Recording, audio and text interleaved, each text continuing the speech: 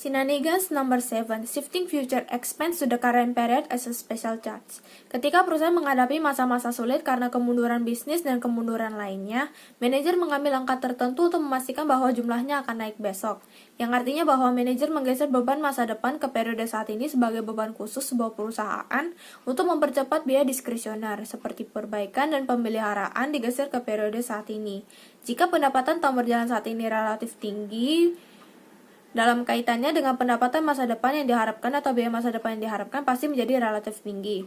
Motivasi untuk mengalihkan pengeluaran masa depan ke periode saat ini mungkin untuk memperlancar laba bersih seiring waktu. Pada Shenanigans ke-7 ini terdapat 3 teknik untuk mencapai tujuan tersebut. Yang pertama, improperly inflating the amount included in a special charge. Yang kedua, improperly writing off in-process R&D cost from acquisition. Dan yang ketiga, accelerating discretionary expense into the current period. Next slide. Teknik yang pertama, improperly inflating the amount included in a special charge. Special charge menawarkan kesempatan bagus untuk secara artifisial meningkatkan laba operasi di masa depan. Cukup mengumumkan special charge yang besar, tingkatkan jumlahnya untuk memasukkan biaya operasional di masa depan. Keuntungan di periode mendatang akan lebih tinggi karena biaya periode tersebut dimasukkan dalam biaya periode sebelumnya. Misalkan seorang CEO baru memiliki tugas membantu membalikan keadaan perusahaan yang berada dalam masalah besar. Eksekutif seperti itu biasanya menerima paket insentif opsi saham untuk meningkatkan kinerja perusahaan. Apa yang dapat dilakukan untuk menjamin bahwa kinerja terbukti? Di tahap awal, umumkan beberapa inisiatif berani untuk membersihkan kekacauan yang ditinggalkan oleh pendahulu, termasuk dalam mengumumkan reorganization, downsizing, dan writing off overvalued asset dari neraca. Semakin besar jumlahnya semakin baik, serta melaporkan penghapusan besar ini sebagai tagihan khusus. Jika telah dilaksanakan, investor akan melihat ke arah lain dan mengabaikan biaya dalam menilai saham perusahaan saat ini. Kedepannya, perusahaan melaporkan keuntungan yang jauh lebih meningkat, karena banyak biaya besok telah dihapuskan sebagai bagian dari special charge. Next slide. Kasus The Saga of Chainsaw Old Dunlap. Kasus Dunlap ini merupakan kasus yang terjadi pada tahun 1994, dan Dunlap dikenal memiliki reputasi sebagai tokoh yang memiliki semangat untuk membalikan keadaan perusahaan yang bermasalah dengan memberhentikan pekerja dan menutup pabrik. Dunlap pertama kali menjadi terkenal pada tahun 1994 ketika dia diangkat sebagai ketua dan CEO Scott Pepper. Selama 8 bulan di mana dia memimpin perusahaan kertas Scott, Dunlap menaikkan harga saham sebesar 225%, meningkatkan nilai pasar perusahaan sebesar 6,3 miliar dolar. Perusahaan tersebut kemudian dijual ke Kimberly-Clark seharga 9,4 miliar dolar dengan Dunlap mengantongi 100 juta dolar sebagai hadiah perpisahan.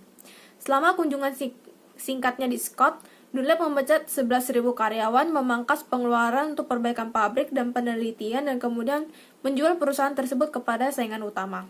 Wall Street bersorak ketika Scott menjadi perusahaan ke-6 yang dijual atau dipotong-potong oleh Dunlap sejak tahun 1983. 2 tahun kemudian, pada tahun 1996, Sunbeam mengumumkan bahwa Dunlap akan menjadi CEO baru.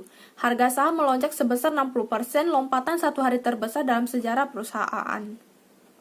Pada tahun 1997, perubahan haluan yang nyata mulai mengesankan para investor. Saham yang berjumlah 12,5 dolar sehari sebelum perekrutan Dunlap diumumkan, mencapai puncaknya pada 52 dolar pada awal 1998. Dunlap diberi kontrak baru menggandakan gaji pokoknya menjadi 2 juta dolar per tahun. Next slide. Kemudian kebenaran menjadi diketahui. Pada 3 April 1998, saham anjlok 25% menjadi 34,63 dolar ketika perusahaan mengungkapkan kerugian untuk kuartal tersebut. 2 bulan kemudian, pernyataan negatif di pers tentang praktik penjualan perusahaan mendorong Dewan Sunbeam untuk memulai penyelidikan internal.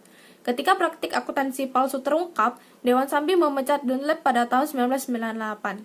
Perusahaan menyatakan kembali hasilnya dan harga sahamnya jatuh, memicu kasus penipuan sekuritas.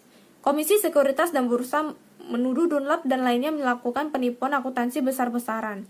Pada akhir tahun 1997, menurut SEC, setidaknya pendapatan Sunbeam yang dilaporkan sebesar 189 juta dolar ini, 62 juta dolarnya berasal dari accounting fraud. Hal ini mengakibatkan penghentian Al Dunlap dan CEO dan pernyataan kembali pendapatan yang ekstensif dari kuartal keempat tahun 1996 hingga kuartal pertama tahun 1998. Penyajian kembali menghapus separuh dari laba tahun 1997 yang dilaporkan. Perusahaan kemudian mengajukan perlindungan terhadap kode kebangkrutan Amerika Serikat.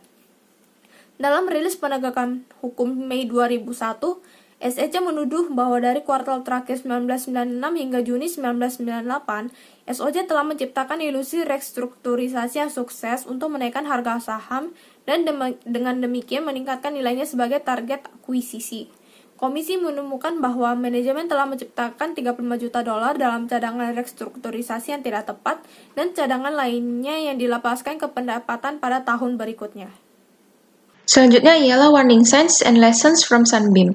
Tanda-tanda praktik akuntansi yang agresif menjadi jelas tidak lama setelah Dunlap mengambil alih. Dengan penulisan dan cadangan yang berlebihan diambil akhir tahun 1996. Tanda-tanda peringatan lainnya yang tidak memenuhi syarat cadangan dilepaskan ke pendapatan. Piutang tumbuh jauh lebih cepat daripada penjualan, sedangkan arus kas dari operasi menurun. Serta margin kotor yang tumbuh lebih cepat daripada margin yang memungkinkan dalam jenis bisnis ini. Ada 5 hal yang harus diperhatikan. Yang pertama, perhatikan biaya berlebihan tak lama setelah kepala eksekutif baru tiba. Selama kuartal Desember 1996, SOC mencatat biaya khusus sebesar 337,6 juta untuk restrukturisasi dan biaya 12 juta lainnya untuk kampanye iklan media serta pengeluaran 1 kali untuk riset pasar. Yang kedua, perhatikan penurunan cadangan dari pendapatan. Setelah mengambil biaya berlebihan dan menciptakan cadangan palsu, Sunbeam mampu melepaskan cadangan tersebut ke dalam pendapatan. Yang ketiga, perhatikan piutang tumbuh jauh lebih cepat daripada penjualan. Salah satu tanda peringatan pada neraca Sunbeam adalah kenaikan cepat piutang relatif terhadap penjualan. Piutang melonjak 59%, sedangkan penjualan meningkat hanya 16%. Yang keempat, tetap waspada terhadap arus kas anjlok dari operasi, CFFO. Fakta bahwa Sunbeam yang memiliki uang tunai sambil melaporkan peningkatan pendapatan operasional yang spektakuler. Perhatikan margin kotor yang tumbuh dengan kecepatan yang tidak realistis. Peningkatan dari margin kotor yang tiba-tiba juga meregangkan batas kepercayaan. Jarang melakukan margin kotor meningkat sebesar 1.000 basis point dalam 1 tahun. Sunbeam melonjak dari 17,3% menjadi 27,8%. Sementara sebagian besar biaya khusus berkaitan dengan pembayaran, pesangon, dan penutupan pabrik. Perusahaan kadang-kadang menuliskan inventaris, aset tidak berwujud, atau bahkan piutang. More common during tough times. Perekonomian yang melambat dan pasar saham yang lemah pada tahun 2001 mengakibatkan banyak biaya khusus yang akan menyebabkan pendapatan meningkat di masa mendatang. Februari 1996, Tice mengumumkan keputusannya untuk mengenakan biaya sebesar $395 juta sebelum pajak untuk menutupi biaya-biaya secara strategis mengubah posisi berbagai barang dagangan yang ditawarkan di toko tersebut. April 2001, Cisco mengumumkan dua dakwaan khusus yang sangat besar. Pertama, hingga $1,2 miliar adalah untuk biaya merumahkan pekerja, menutup gedung, dan menghapus niat baik dari neracanya. Yang kedua adalah menghapus sisa persediaan sebesar $2,3 miliar, terutama bahan mentah yang menurut Cisco memiliki nilai nol. What's Borat's goodwill worth of? Kesulitan ekonomi selama tahun 2001, beberapa perusahaan menghapus biaya akuisisi sebelumnya. Juli 2001, GDSU menghapus $44,8 miliar dari akuisisi yang hampir tidak dapat dipahami. GDSU menemukan cara untuk menahan sebagian besar menghapus agar tidak mencapai pendapatannya. Be alert for unusual write-off account receivable. Pengenaan biaya khusus untuk PHK dan penghapusan inventaris telah menjadi hal yang rutin. Tagihan penghapusan piutang jarang terjadi dan harus dipandang dengan skeptis. Beban piutang menunjukkan bahwa pendapatan terkait yang dicatat mungkin palsu. Juli 2001, Avnet kemudian diakuisisi oleh Commerce One mengumumkan penjualan yang kuat untuk kuartal tersebut. Itu juga mengumumkan biaya restrukturasi piutang. Apa yang terjadi? Jadi perusahaan mencatat pendapatan selama periode tersebut, tetapi tidak pernah mengumpulkan uang setelah pelanggan menyatakan bangkrut. Removes nasty future hit to earnings. mengambil biaya satu kali membantu AOL keluar dari situasi yang berantakan pada tahun 1996. AOL menghadapi prospek amortisasi hampir $400 juta dari biaya pemasaran yang ditangguhkan selama 2 tahun berikutnya. Pendapatan akan menurun bersama dengan harga saham perusahaan. AOL memiliki masalah besar dan membutuhkan solusi yang cerdas. Oke, selanjutnya adalah teknik yang kedua dari Sinendigan setuju, yaitu improperly writing off in process R&D cost from acquisition. Nah, itu berarti maksudnya melakukan penghapusan ataupun meniadakan beban-beban yang terjadi saat melakukan R&D di saat pengakuisisian.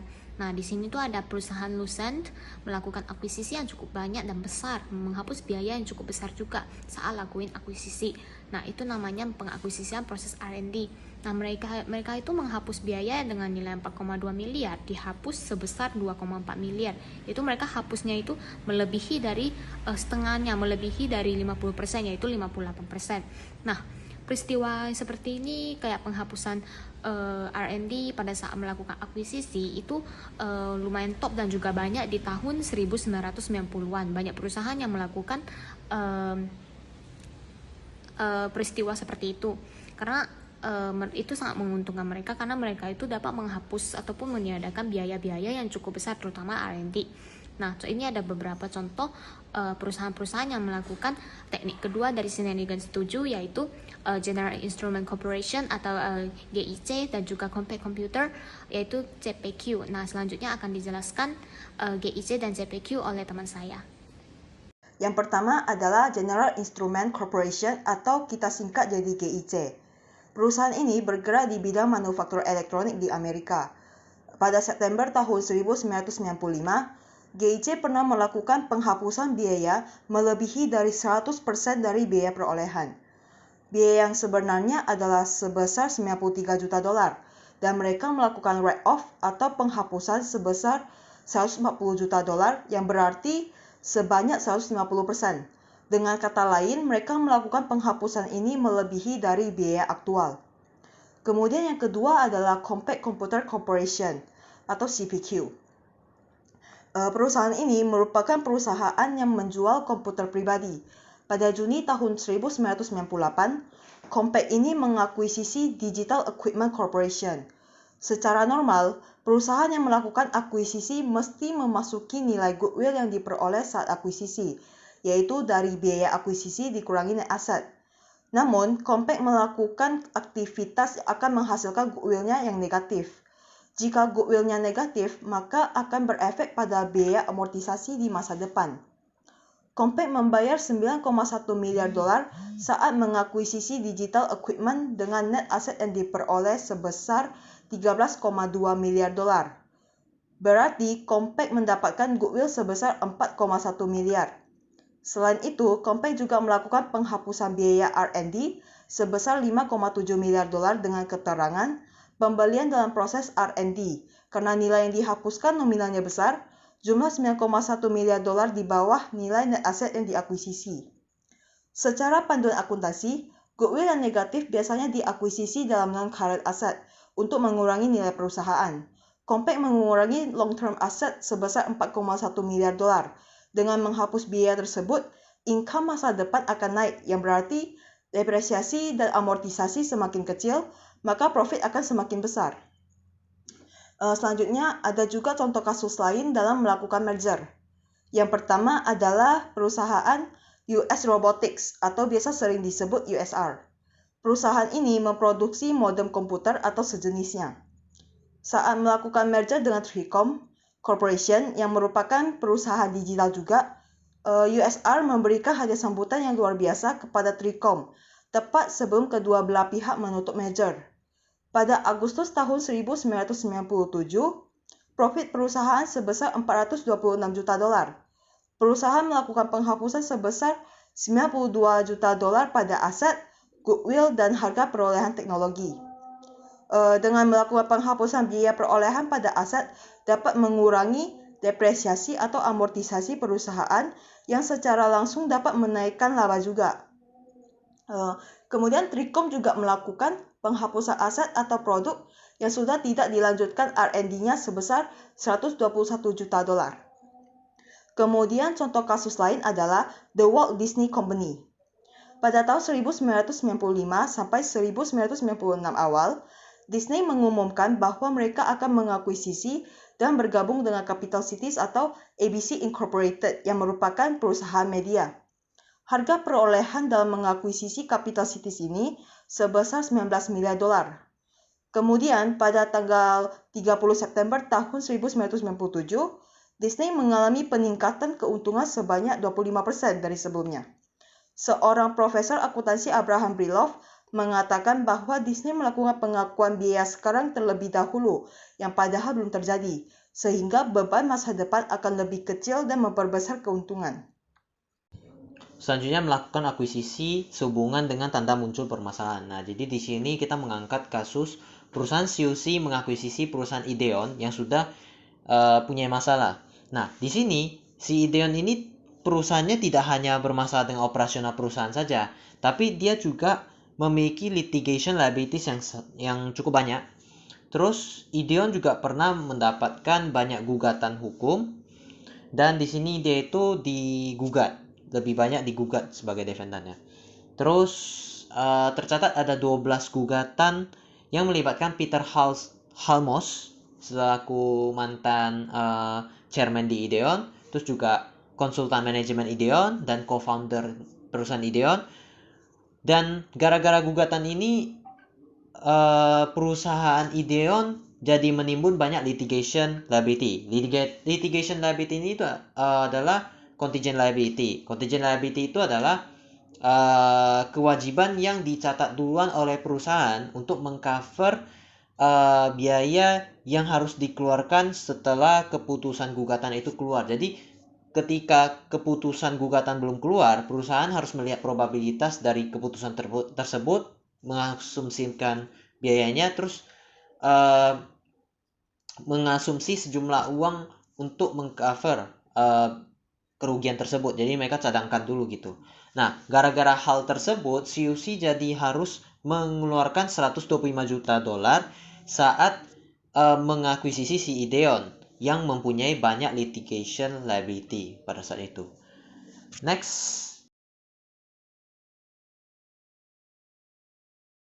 Penghapusan dengan sekali saja menawarkan stock warrants. Nah, stock warrants ini adalah sesuatu yang dikeluarkan oleh perusahaan di mana perusahaan memberikan opsi saham kepada para investor, di mana si investor ini dia bisa membeli saham dengan harga tertentu di tanggal tertentu di masa yang akan datang dari si opsi saham ini. Nah, di sini kita mengangkat sebuah kasus di mana Priceline.com atau PCLN menawarkan stock warrants kepada para pengguna airlines untuk membayar cash kepada airline di masa depan.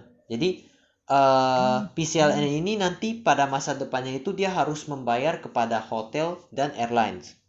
Nah, si PCLN ini dia sudah mencatat biaya pada periode awal. Jadi dia sudah mencatat satu kali biaya 88 juta pada September 2000 dan berasumsi bakal mencatat biaya tambahan lagi 1,1 miliar di akhir tahun untuk membeli stok warrant yang dia janjikan untuk si pengguna airline. Jadi dia bakal membeli 20 juta lembar stok warrant dengan airline untuk operasinya tersebut. Jadi dia pakai strategi seperti itu. Nah, keuntungannya adalah dia jadinya sudah mencatat biaya tersebut di awal. Jadinya kalau misalnya di awal perusahaannya sudah rugi, terus dia sudah mencatat duluan. Nah, kedepannya perusahaannya itu sudah tidak mempunyai biaya yang sebesar itu lagi. Jadi pendapatannya itu bakal meningkat di kemudian hari karena dia sudah mencatat biaya yang harus dikeluarkan dia itu di periode ini gitu. Teknik ketiga adalah accelerating discretionary expense into the current period. Di sini itu seperti jika perusahaan telah memenuhi proyeksi pendapatannya untuk periode saat ini, mereka akan mencoba untuk mengalihkan biaya yang akan terjadi di tahun depan ke periode tersebut.